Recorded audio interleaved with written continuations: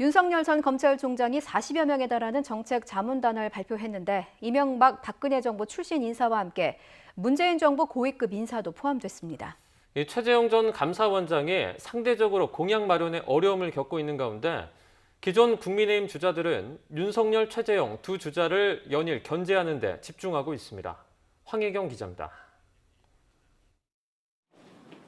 4차례에 걸쳐 캠프 영입 인사를 발표한 윤석열 전 검찰총장이 이번에는 대규모 정책 자문단 인사들을 공개했습니다. 1차로 먼저 공개한 자문단 인사들은 모두 42명.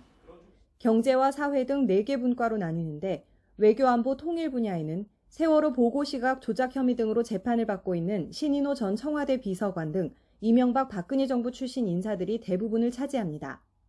문재인 정부에서 3년 넘게 북핵 문제를 총괄했던 이도훈 전 한반도 평화교섭 본부장과 이종섭 전 합동참모본부 차장도 눈길을 끕니다. 현 정부의 대북 정책을 비판할 태세를 갖춘 셈입니다. 한반도 비핵화를 완성하기 위해서 또 우리 외교의 헝클어진 모습을 좀 정상화하겠다는 그런 생각을 갖고 계시고 또 우리 윤 후보님의 그런 공정과 상식이라는 그런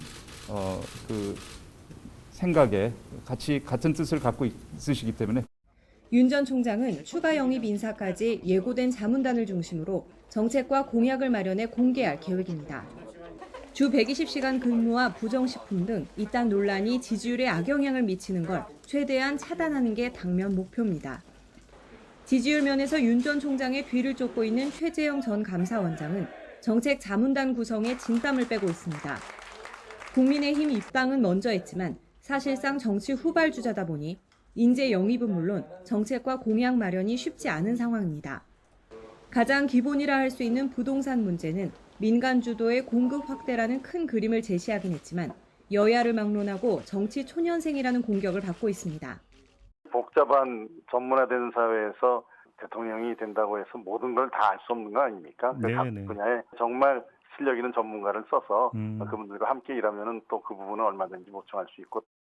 홍준표, 유승민, 원희룡 등 기존 국민의힘 주자들은 정책과 공약 마련에 있어선 외부 출신 주자들보단 낫다는 평가가 나옵니다. 하지만 지지율이 좀처럼 오르지 않아 존재감 미흡이라는 난관에 봉착해 있습니다.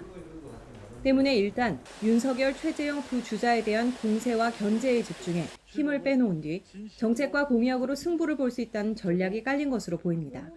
YTN 황혜경입니다.